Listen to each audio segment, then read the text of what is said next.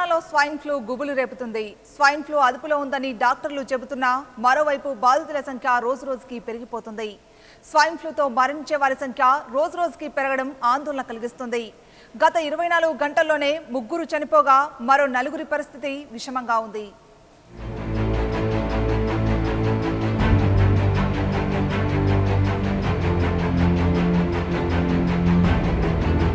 గత 24 గంటల వ్యవధిలోనే స్వైన్ ఫ్లూ వ్యాధి మరింత విజృంభించింది.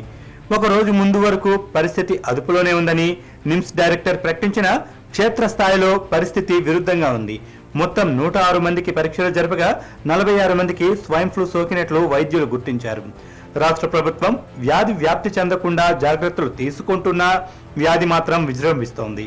వ్యాధి తీవ్రత పెరగడంతో ప్రజలు ఆందోళన చెందుతున్నారు.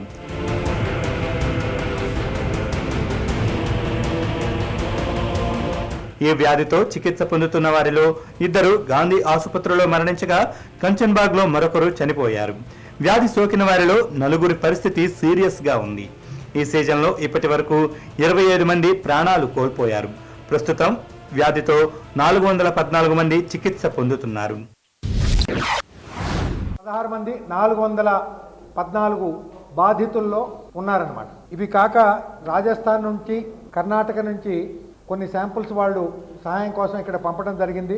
అక్కడ కూడాను 2 పేషెంట్లకి ఈ వ్యాధి సోకినట్టుగా నిర్ధారించడమైంది.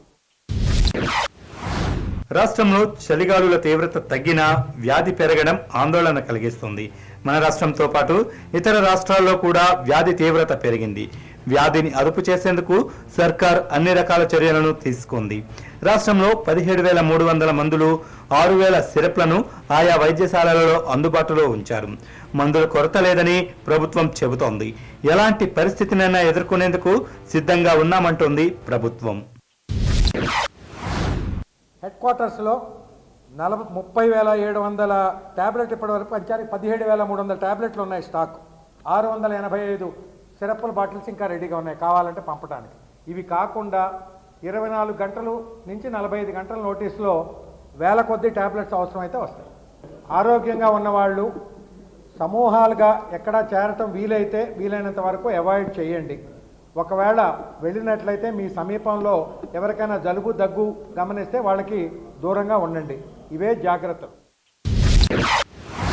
వ్యాధి రాకుండా ప్రతి ఒక్కరూ జాగ్రత్తలు తీసుకోవాలని వైద్యులు సూచిస్తున్నారు. చేతులు తరచుగా శుభ్రపరచుకుంటే వ్యాధి రాకుండా ఉంటుందని సూచిస్తున్నారు.